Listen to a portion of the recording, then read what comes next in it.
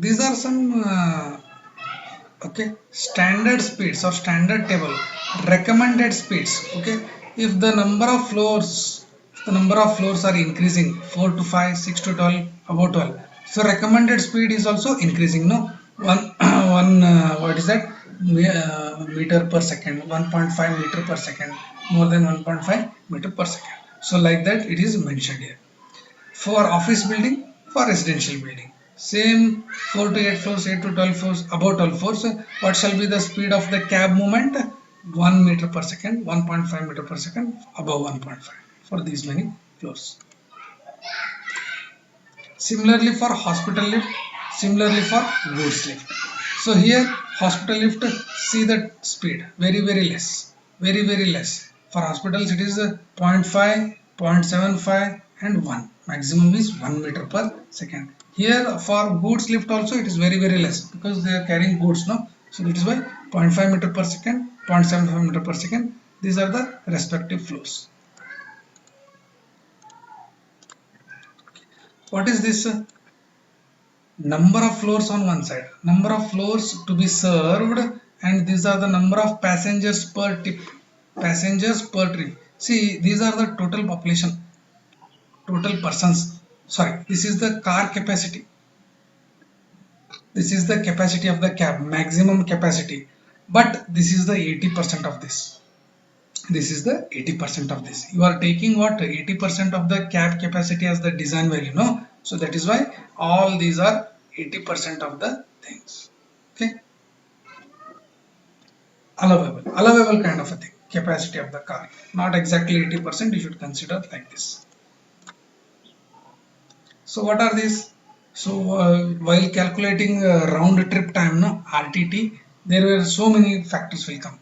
Entrance lobby time, this is the door opening, car loading, door closing, okay, and acceleration at the entrance lobby. So these are all include entrance lobby time, door opening, door closing, car loading. Floor serving time, this consists of door opening, transfer, door closing, acceleration and deceleration. Okay, so floor serving. Loading and unloading time, practically observed during loading and unloading time for lifts for different capacity are given below. Okay, three types of timing: entrance lobby, floor serving, loading and unloading. See here the number of passengers are given. Entrance lobby time in seconds. This is the transfer time, loading and unloading at the upper floor. Okay, like this.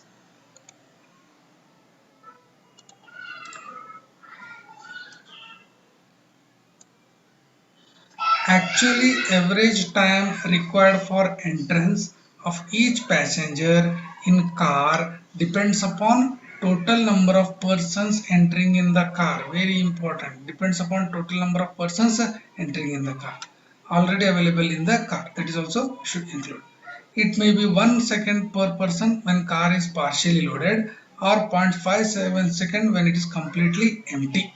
Okay, time for emptying car is less and equal to 0.5 second for single person, but there is a tendency that all persons vacate the car simultaneously after opening.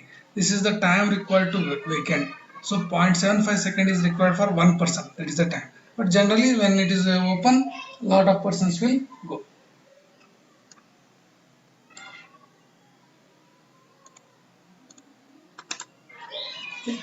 So this is the table for door opening and door closing time. Door opening and door closing time. So here what we can do, the type of door operation, whether it is a power operated single slide, power operated double slide, power operated center opening, collapsible, not collapsible. Okay, collapsible with attendant, collapsible without attendant. So these are the time in seconds for what, door opening, door closing, door opening and door closing. So that time is given in this table. Okay,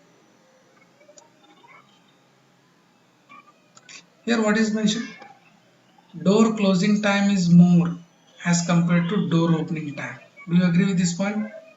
This is due to the fact that when all persons have entered in the car, it takes time for people to select and press the push button for summoning the lift to various destination. So always door closing time is more. compared to the door opening time. So to close the door, some or the other person should press the key, press the button, which floor they want to go. Okay. This is one example. We have selected it from the code book only. So they have asked to calculate H in this one. Okay. What is that? An example illustrating the use of the above consideration is given below. So what is that? Gross area per floor. So one floor area. This is one floor area, 1100 square meter. Net usable area per floor means after deducting some unusable, so usable area is 950. Okay, 950. Number of landings including ground means number of landings are 15. So number of floors will be one less. So 15 minus 1, 14 is there. Okay. Assuming population density as 9.5 square meter per person, 9.5 per person. So here we are calculating the total population which is going to be used by lift. Total population which is going to be used by lift, we are calculating. How we are calculating? How much space for one person. So see here how they have written. For 9.5 square meter, one person will be consumed. So for 950, how many persons? For 9.5, 950, 9.5 square meter, one person. Like that you have to write now.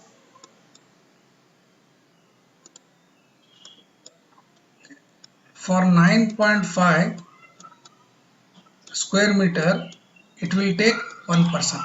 One person. So what is the total area? It is 950. So total 950 square meter is there. So how many persons will come like that? For 9.5, one person. For 950, how many person? So this is for one floor. This is for one floor multiplied by how many floors are there? How many floors are there? 14 floors. How you calculated 14? Here. Number of landings minus 1 will give number of floors.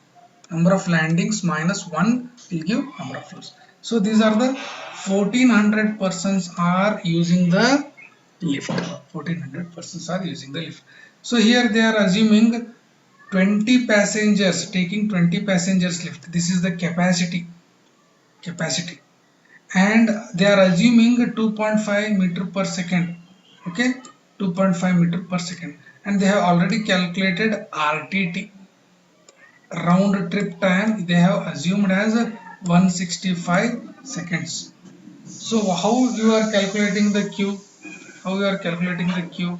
Okay, so q is nothing but persons using, means what? The maximum persons using in lift for one time, 80% of this, 20 into 80%. So that is why we have written q is 20 into 0.8. So 16 persons can use in one time movement of the lift. 16% can use. Are you getting clear? Okay. So here what they have given? Total area, in that total usable area, number of landing. Okay. So they are assuming for one person 9.5. So for 950 persons, how much? 9.5, 950. Okay. So that is why they have written 950 divided by 9.5 into 14 floors. Into 14 floors. They have written like that. So the total persons are 1400. For one movement in lift, maximum capacity is 20, but generally we take it as 80%. So 16 is the q value.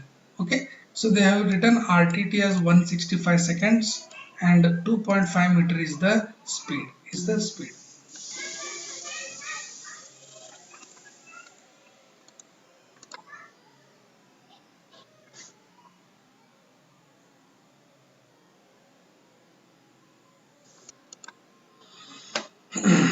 Now in the next step, they are considering total number of lift. Total number of lift as 4. Total number of lift as 4. Okay. So T, what is the formula for T? T equal to, we have seen, RTT divided by N. Okay, RTT divided by N. So RTT 165 seconds, number of lift 4. So waiting interval 41 seconds. We have seen 41 second is the waiting interval. Okay, how to calculate H, handling capacity? We have the formula, no? 300 into Q into 100 divided by T into P.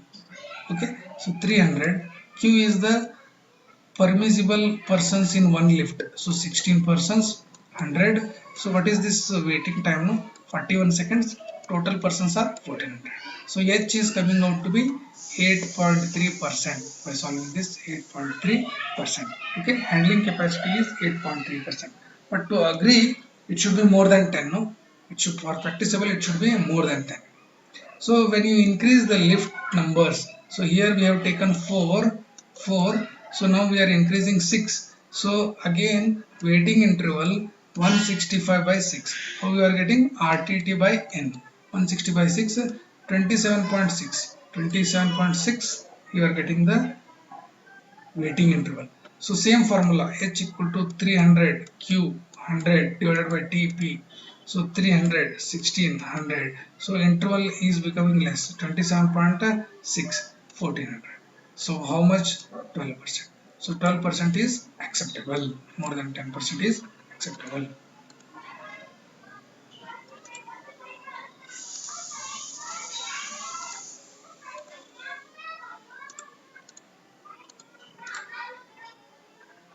These are the arrangements. No? Have you seen this one? Continuous string, one side, opposite side, opposite side for arrangement pattern.